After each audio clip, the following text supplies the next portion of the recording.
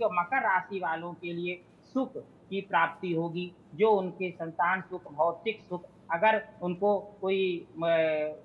किसी प्रकार का शारीरिक कष्ट वगैरह है, तो उस शारीरिक कष्ट में भी उनको लाभ मिलेगा। जो दवा औषधि कर रहे हैं, अगर दवा असर नहीं कर रही तो वो भी करने लगेगी। तो इस प्रकार से उनको जो शारीरिक कष्ट है, उससे उनको लाभ हो। अब कुंभ राशि वालों को, कुंभ राशि वाले जो हैं, उनको भी जो उनके रुके हुए कार्य हैं, जो उनके व्यवसाय हैं, नौकरी के लिए प्रयासरत है, नौकरी नहीं मिल रही है, व्यवसाय नहीं चल पा रहा है, कहीं भी कोई व्यवसाय शुरू करते गड़बड़ होता है। अब ये समय ग्रहण के शुभ फल के कारण उनको जो है इस क्षेत्र में भी सफलता मिलेगी, तो जी। वो स्थूल रूप में इतना समझ सकते हैं कि उनके लिए भी राशि का शुभ फल है और कहीं न कहीं से आर्थिक लाभ के योग बनेंगे। और मीन राशि वालों, अब मीन राशि चूँकि वालों के लिए जो है शोक, थोड़ा दुःख का फल है, तो इसलिए उनको इसके लिए ओम सोम सोमाय नमः, ओम सोम सोमाय नमः मंत्र का जप करें, जिससे कि चंद्रमा, जो पीड़ित चंद्रमा का मंत्र है, इसको करने से जो चंद्रमा का दुष्प्रभाव है, वो समाप्त होता है और उनके जो दुःख आदि होंगे, उसमें निवृत्ति हो जाएगी और उनका कष्ट समाप्त हो जाएगा। तो इस ओम सोम सोमाय नमः का मंत्र जो है, वो ग्रहण काल में भी कर सकते हैं, उसके पश्चात भी कर सकते हैं, क्योंकि ग्रहण का जो फल है, वो 15 दिन तक रहता है। तो इसलिए ये 12 राशियों का मैंने आपको जी, फल बताया है ठीक है। और मंत्र जप आदि के लिए जो है कहीं पर भी आप बैठ के ग्रहण काल में भी भगवान की स्तुति, प्रार्थना, मंत्र, जप इत्यादि का विशेष महत्व, उसको आप बिल्कुल कर सकते हैं। उसमें कोई दो राय नहीं, कोई शंका नहीं है। मंत्र जप आप अपने इष्ट देव का, जो भी आपके इष्ट देव हों, जी, अगर आप हनुमान जी की पूजा करते हैं तो ओम हंग हनुमते नमः, अगर आप रामचंद्र जी की करते हो ओम राम रामाय नमः, विष्णु जी की करते हो ओम नमो भगवते भगवते वासुदेवाय, इस मंत्र का इसी प्रकार से शंकर शिव जी का करते सरल मंत्र ओम नमः शिवाय का जप कर लीजिए, क्योंकि जो सरल मंत्र होते हैं वो लोगों को सहजता से याद रहते हैं और लोग उसको करते, ठीक है। बीज मंत्र होते हैं, इनका भी प्रभाव बहुत बहुत आपने बहुत संक्षेप में 12 राशियों के बारे में बता दिया, उन पर क्या प्रभाव पड़ने वाला है इस चंद्रग्रहण का। और जैसा कि चंद्रग्रहण ठीक है, भारत में दृश्य नहीं है, लेकिन पृथ्वी पर हम सब लोग हैं और उन राशियों में अगर किसी तरह का बदलाव ग्रहण की वजह से होता है, जो फल मिलता है, तो वो आपने बहुत संक्षेप बता दिया। लेकिन यहाँ आचार्य शैलेश तिवारी जी, हमने चंद्रग्रहण के बारे में जान लिया और उपाय जान लिए, क्या कुछ सावधानी बरतनी चाहिए अगर दृश्य नहीं भी और पितृपक्ष में लगने वाला है तो हम दान कर सकते हैं। लेकिन यहाँ एक सवाल हमेशा से उठता रहा है, ज्योतिषीय गणना और वैज्ञानिक सोच,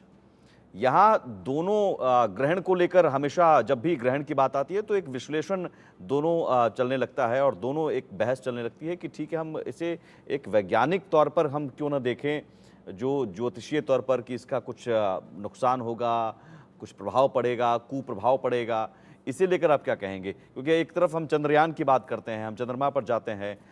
वहाँ हम जाने की बात कर रहे हैं और दूसरी तरफ चंद्र ग्रहण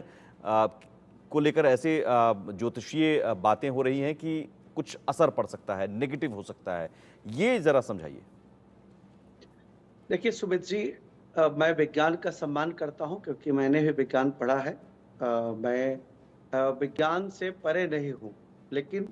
मैं परा विज्ञान का, परा साइंस का, जहाँ साइंस की पूर्णता होती है, वहाँ से परा विज्ञान की शुरुआत होती है। और ज्योतिष की गैलीलियो, साइंस के गैलीलियो ने कुछ सैकड़ों वर्ष पहले बताया, जबकि हमारे ज्योतिष शास्त्र में हजारों वर्ष पहले से काल गणना चलती आ रही है। और ज्योतिष एक ऐसा बृहद और पौराणिक विज्ञान है जो हमारे विशेष रूप से जो चार वेद है उसके उपवेद से लिया हुआ यह विशेष ज्योतिष शास्त्र है। और ज्योतिष शास्त्र के आधार पर काल गणना जो होती है उससे ग्रहण का होना, ग्रहण तो किसी भी परिस्थिति में अच्छा नहीं होता, चाहे वह सूर्य ग्रहण हो या चंद्र ग्रहण हो। और साइंस भले ही इसका इम्पैक्ट ना माने, लेकिन यह फैक्ट है कि जिस दिन चंद्र ग्रहण होता है, धरती पर निगेटिव एनर्जियां आना शुरू हो जाती है। और साइंस ने अभी तक नहीं पता कर पाया है जी, कि ऐसा क्यों होता है कि समुद्र में ज्वार भाटाएं उठने लगती है, ग्रहण काल के कुछ समय बाद भूकंप आता है, कहीं कहीं ज्वालामुखियां फटने लगती है, अचानक लोग के अंदर पागलपन की बीमारियां शुरू हो जाती है। साइंस ने आज तक इसको नहीं बता पाया है, जबकि यह सब मन का कारक है, मन से संचालित होता है, जिसे ज्योतिष विज्ञान पूरी तरह से गंभीरता से बताता है। तो ज्योतिष